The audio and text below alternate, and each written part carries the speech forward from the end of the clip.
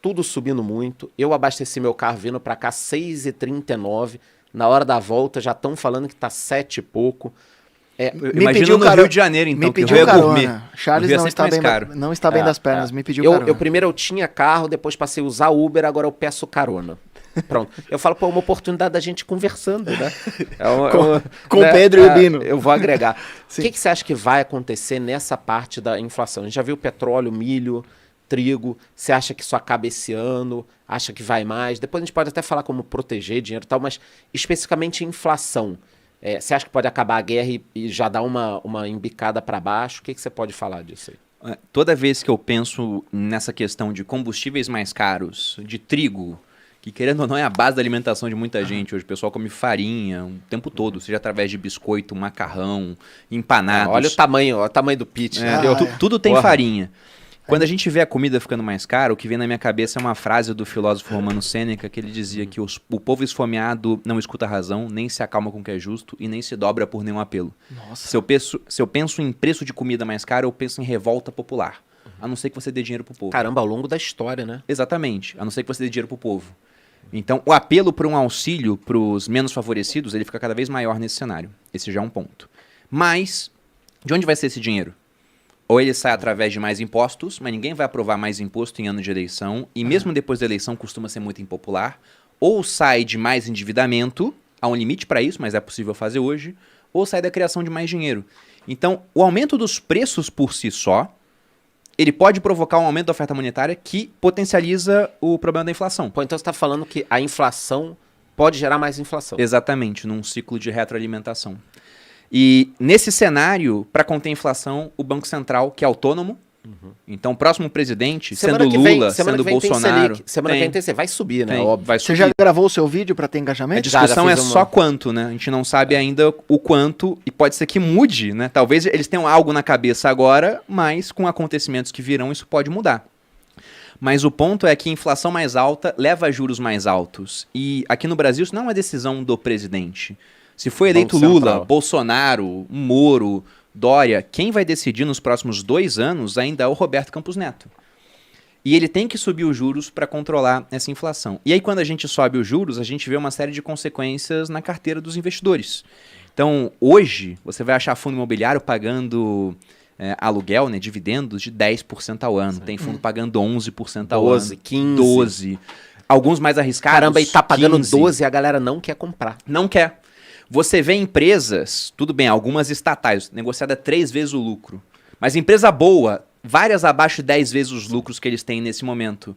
Porque com juros muito altos, o brasileiro ele começa a lembrar daquela época. Praia. Põe dinheiro, vai pra praia. Cara que nem eu, põe o dinheiro lá e vai curtir, pô. Pra que correr risco emprestando dinheiro pra uma empresa na renda fixa privada, ou comprando ações, ou comprando cota de fundo imobiliário? Se eu posso emprestar meu dinheiro pro governo pra ganhar IPCA, que vai estar uns 7%, talvez 8%, né, mais uma taxa fixa de quase 6%.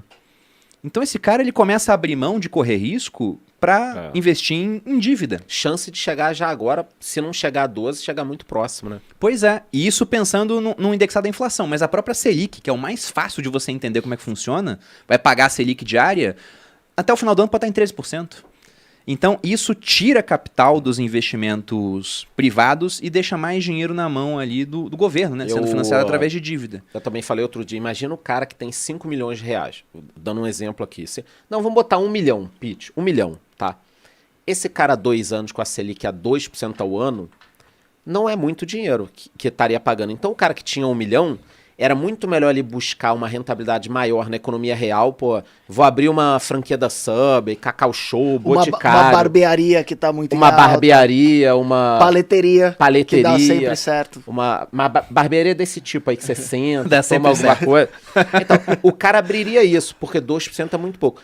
Agora, 12, 13, 15% ao ano o cara com 1 milhão, deixa o dinheiro paradinho no banco, em alguma renda fixa... Até mesmo porque fica na praia. E dá para entender o porquê que a bolsa cai, até mesmo porque quando você vai fazer o valuation de uma empresa, né, você tem que trazer todos os fluxos futuros de uma empresa a valor presente, e a taxa de desconto costuma ser a taxa básica da economia. Então, quando o denominador aumenta, em teoria, o valor intrínseco daquela empresa cai, o que é uma merda. É uma merda. Estoque, tudo custa caro, porque a empresa que tem estoque você tem que ver o custo da oportunidade, né? Aquele dinheiro parado no estoque, puta, agora é caríssimo ter estoque.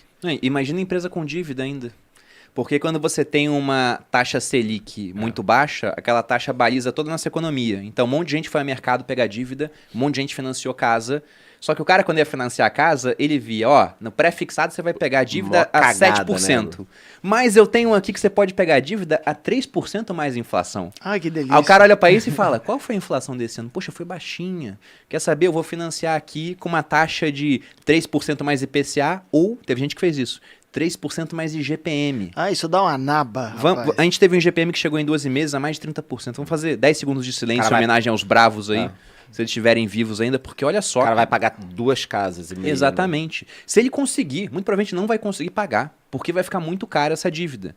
E aí você pensa em empresa, se ela vai gastar mais para pagar essa dívida, é menos dinheiro para continuar investindo, para crescer, para aumentar a sua competitividade. Pagar salários maiores. Para contratar mais gente ou pagar salários maiores. E para o consumidor, com uma não só dívida, mas pensando numa inflação mais alta já, o preço de tudo está aumentando, a gasolina está aumentando, a renda dele está igual.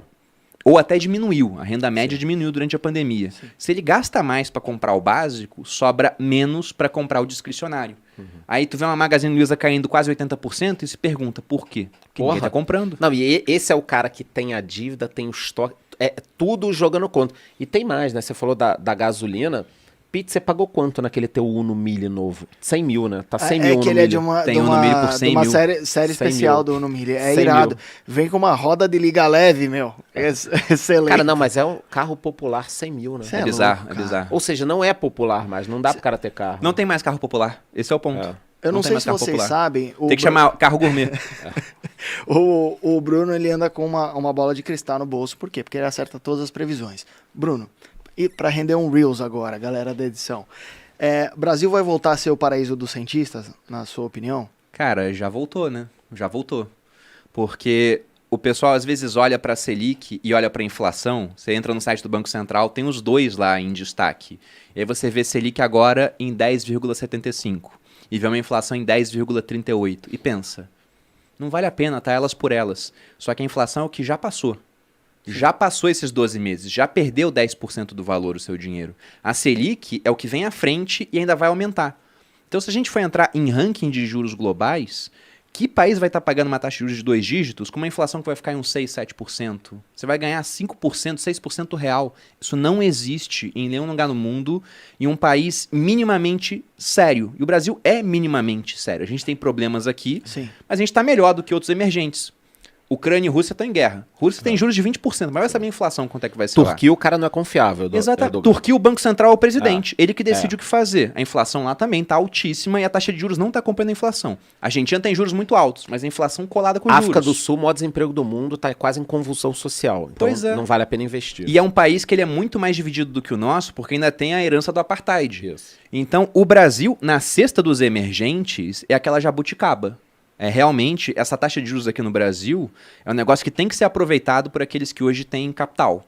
Infelizmente, muita gente não tem, mas aquele que tem, olhando para essa taxa de juros, é compreensível até que ele saia um pouco da bolsa, dos fundos, porque não é um negócio que aparece toda hora. A última vez que a gente teve isso foi 2015. E depois a taxa começou a cair pra caramba, e aí a bolsa, não por acaso, explodiu. Tem gente que pega dinheiro fora, trava e põe aqui. Do carry trade, garoto. E por isso que o dólar também tá baixo. O cara capta a dívida lá capta fora. Lá no Japão a 1 ao ano e põe aqui a 12. Exatamente. E aí trava lá tudo certinho pra não tomar uma pemba se o dólar Aí tem uma desandar. demanda maior por reais, por isso que provavelmente o real tá se valorizando contra as outras moedas. E até uma coisa que a gente olha assim, nossa, mas o mundo tá em guerra, né? Rússia e Ucrânia, tem gente que pensa que isso pode ser o estopim de um conflito mundial e o dólar se valorizando contra outras moedas, mas está caindo contra o real. Porque olha os juros que a gente tem aqui agora. Aí acontece justamente isso.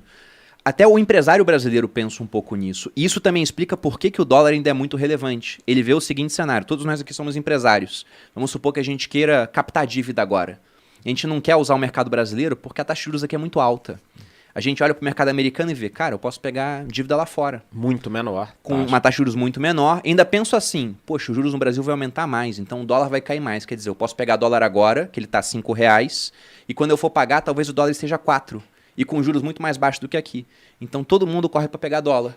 E aí, se todo mundo pega dólar, para pagar a dívida, vai ter que pagar em dólar. Então, você cria mais demandas por dólares. Então, entra a crise e sai crise, muitas vezes o mundo ele acaba, ao invés de ficar menos dolarizado, mais dolarizado por conta disso. Resumindo, Pete, tudo que o Bruno falou é que o único ganhador disso tudo é o dólar, né? Cara, Já foi e voltou várias, é o dólar, né?